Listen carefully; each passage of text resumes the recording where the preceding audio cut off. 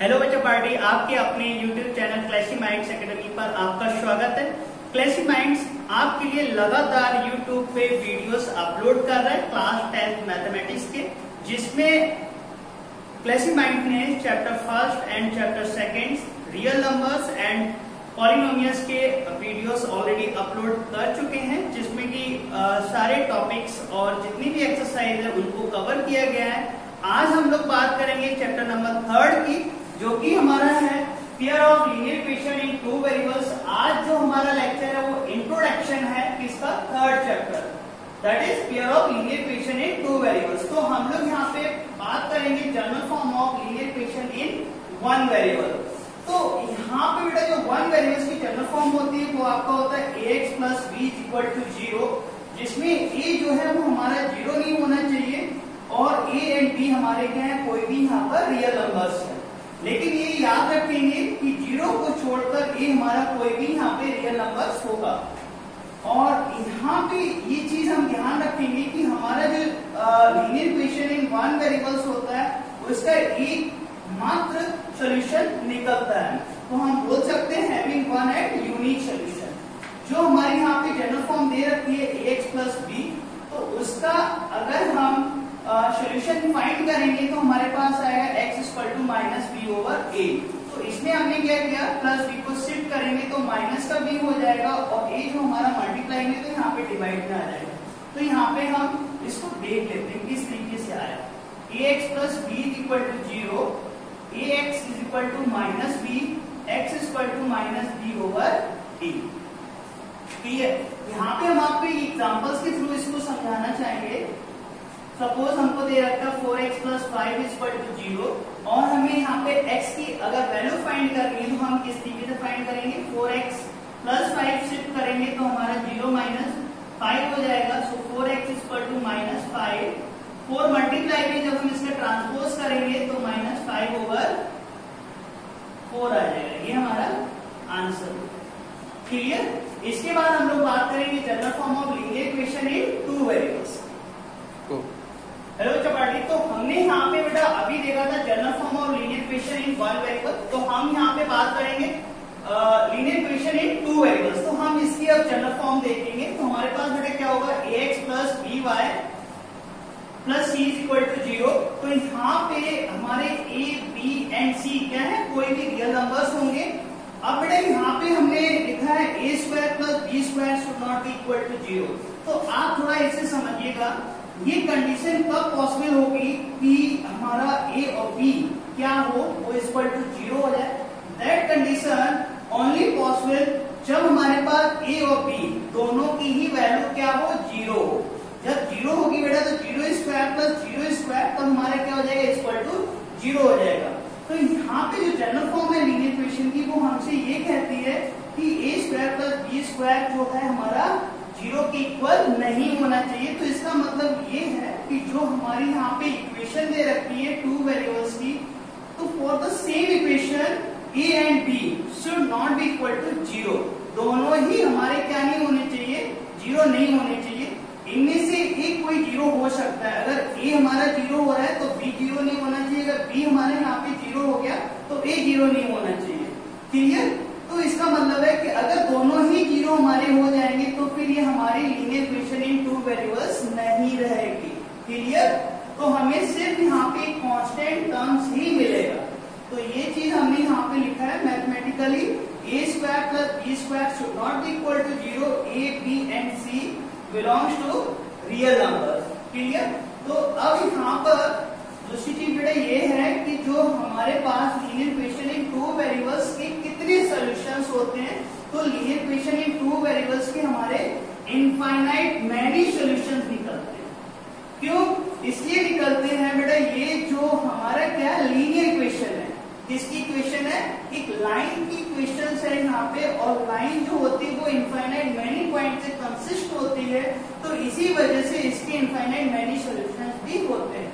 अब यहाँ पे हम लोग देख लेते हैं ax plus by is equal to minus C, ax is equal to minus C हो जाएगा बेटा, और प्लस बी वाई को शिफ्ट करेंगे तो माइनस बी वाई हो जाएगा। So x is equal to minus Y over A. अब यहाँ पे ए की वैल्यू हम पुट करेंगे और हमें यहाँ पे एक्स की वैल्यू मिलती जाएंगी।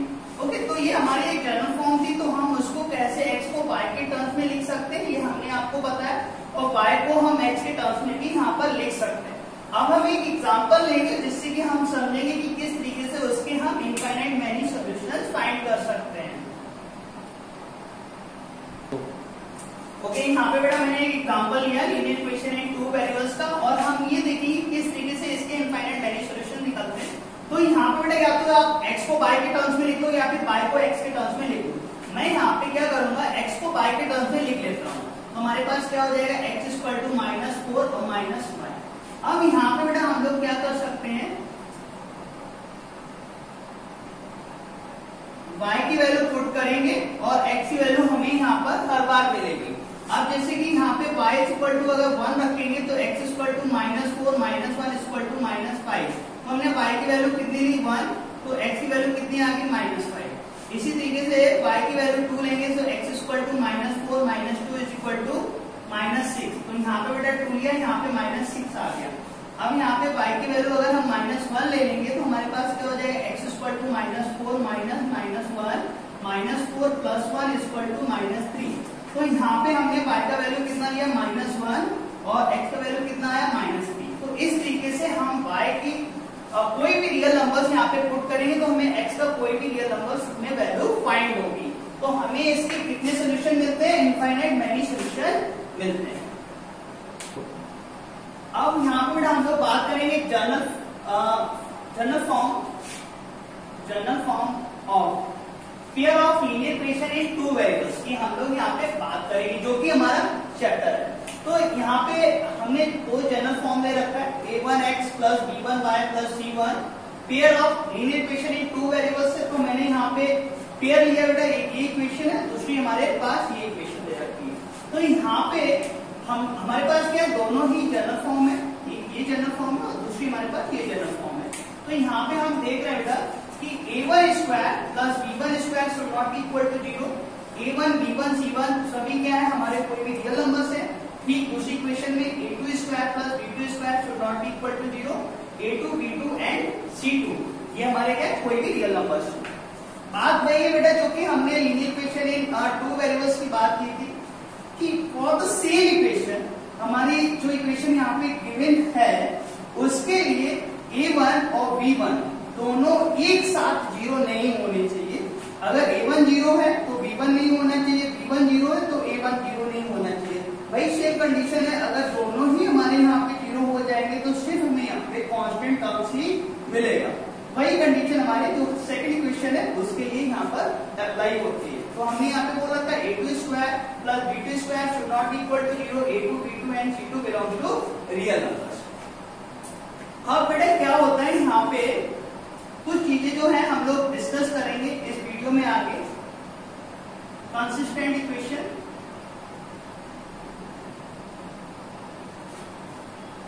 इनकंसिस्टेंट इक्वेशन, तो इनके माध्यम से बेटा हमें ये भी समझ में आएगा कि हमें जो pair of linear equations in two variables दे रखा है तो वहां पे क्या क्या कंडीशंस होती हैं। जैसे अगर हम बात करते हैं यहाँ पे कंसिस्टेंट इक्वेशन की बात करेंगे तो कंसिस्टेंट इक्वेशन में बेटा क्या होगा, डेफिनेशन तो ये होती है हैविंग एटलीस्ट वन सॉल्यूशन, कम से कम एक सॉल्यूशन आना चाहिए। तो यहाँ पे कंसिस्टेंट में क्या होगा, वन एंड यूनिक सॉल्यूशन, और दूसरा क्या होता है इनफाइनाइट मैनी सॉल्यूशन। तो ये जब दो कंडीशन बनती है तो हमारा क्या होगा, कंसिस्टेंट इक्वेशन होगा। और इनकंसिस्टेंट इक्वेशन क्या होता है, having no solution, having no solution. कोई भी सॉल्यूशन जब नहीं होगा तो हमारे पास क्या आएगा, इनकंसिस्टेंट इक्वेशन आएगा। अब यहाँ पे बेटे जो वन एंड यूनिक सॉल्यूशन है, दोनों ही लाइन है, तो इसका मतलब है जब लाइंस हमारी क्या होंगी, इंटरसेक्टिंग, और इंटरसेक्टिंग लाइन एक ही पॉइंट पर क्या करती हैं, इंटरसेक्ट करती हैं। तो इसका मतलब तो यहाँ पे वन एंड यूनिक सॉल्यूशन आपका हो जाएगा। और फिर infinite many solution. Infinite many solution कब हो सकते हैं, जब लाइंस हमारी क्या होंगी, लाइंस आर कोइंसिडेंट। कोइंसिडेंट का मतलब है जब एक लाइन दूसरे लाइन के ऊपर लाई करती है। जब एक लाइन दूसरे ऊपर लाइन के लाई कर रही है तो इसका मतलब है वो दोनों लाइन एक दूसरे को इनफाइनाइट मैनी पॉइंट पर क्या कर रहे हैं, इंटरसेक्ट कर रहे हैं। तो उसके क्या हो जाएंगे, इनफाइनाइट मैनी सॉल्यूशन निकल के आएंगे। हम इनके ग्राफ को भी देखेंगे, राइट। तो कोइंसिडेंट लाइन कब होंगी, जब इनफाइनाइट मैनी सॉल्यूशंस होंगे। तो यहाँ पर हमारे पास क्या आ जाएगा बेटा, इनफाइनाइट मैनी सॉल्यूशन।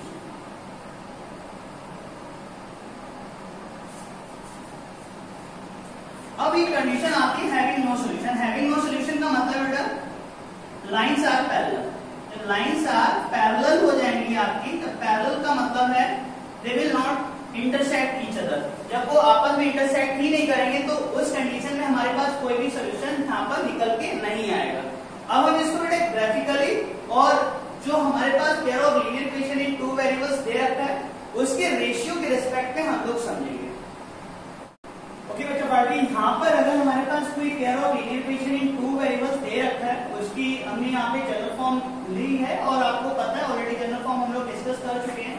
तो यहाँ पे ग्राफिकली और उसके रेशियो के अकॉर्डिंग हम समझेंगे कब हमारी लाइंस जो है इंटरसेक्टिंग होंगी, कब हमारी लाइंस पैरेलल होंगी और कब हमारी लाइन जो है कोइंसिडेंट लाइंस होंगी। तो यहाँ पे देखो बेटा हमारे पास क्या दे रखा है, L1 और L2 हमारे पास इंटरसेक्टिंग लाइन है। तो इंटरसेक्टिंग पॉइंट इज दिस और हमें ये कोई दो यहाँ पर इक्वेशन दे रखी है किसकी, linear equation in two variables की। अगर उनका हम रेशियो देखेंगे A1 ओवर A2 और V1 ओवर V2 आपस में इक्वल नहीं है तो हमारी क्या होंगी, इंटरसेक्टिंग लाइन होगी। तब उन लाइंस को हम लोग क्या बोलेंगे, इंटरसेक्टिंग लाइंस बोलेंगे। और हमारे पास क्या हुआ, having one and unique solution. क्यों आ रहा है निकल के बेटा कि एक ही पॉइंट पे ये दोनों लाइंस क्या कर रहे हैं, इंटरसेक्ट कर रही है। जब एक पॉइंट पे इंटरसेक्ट करेंगे तो उसका वन एंड यूनिक सॉल्यूशन आएगा। और हमने कंसिस्टेंट इक्वेशन की डेफिनेशन बताई थी, कम से कम एक सॉल्यूशन होगा तो हम उसे कंसिस्टेंट इक्वेशन बोलेंगे। तो इसका मतलब है इस तरीके की इक्वेशंस हमारी क्या हो जाएंगी, कंसिस्टेंट इक्वेशन हो जाएगी। फिर हम लोग यहाँ पे सेकंड केस देख रहे हैं। तो सेकंड केस में हमारे पास क्या है, कोइंसिडेंट लाइन है। ये दोनों लाइन क्या है आपकी, कोइंसिडेंट। तो कोइंसिडेंट लाइंस क्या होती है, एक दूसरे के ऊपर लाई करती है। तो जब एक दूसरे के ऊपर लाई करेंगे तो वो एक दूसरे को इनफाइनाइट मैनी पॉइंट पर क्या करेंगे, इंटरसेक्ट करेंगे। तो उनका रेशियो बेटा क्या होता है, A1 over A2 is equal to B1 over B2 is equal to C1 over C2। अगर हम उनका A1 ओवर A2 का जो रेशियो होगा वो equal to B1 over B2 के इक्वल हो जाएगा और वो फिर C1 ओवर C2 के भी इक्वल हो जाएगा। जब ऐसी कंडीशन बनती है तो हमारे पास क्या होते हैं, ऑलरेडी हमने आपको बताया कि वो क्या कर रहे हैं, इनफाइनाइट मैनी पॉइंट पे इंटरसेक्ट कर रहे हैं। तो उसके जो सोल्यूशन होंगे वो क्या हो जाएंगे, इनफाइनाइट मैनी सॉल्यूशंस हो जाएंगे। और बाय द डेफिनेशन तो ये भी हमारा क्या हो जाएगा, कंसिस्टेंट इक्वेशन हो जाएगा। क्लियर। फिर हम लोग बात करेंगे थर्ड सिचुएशन की। तो आप ये देखो बेटा दोनों ही लाइंस हमारे पास क्या है, ये पैरेलल है। जब आपके पैरेलल लाइंस होते हैं तो आप देख सकते हो जो पैरेलल लाइंस होते हैं वो आपस में इंटरसेक्ट नहीं करेंगे। जब आपस में इंटरसेक्ट नहीं करेंगे तो वहां पर कोई भी सोल्यूशन आपका निकल के नहीं आएगा। तो मैंने यहाँ पे लिख रखा बेटा नो सोल्यूशन। और जब कोई भी सोल्यूशन नहीं निकल के आता है तो इक्वेशंस हमारी कैसी होती है, इनकंसिस्टेंट इक्वेशंस होती हैं।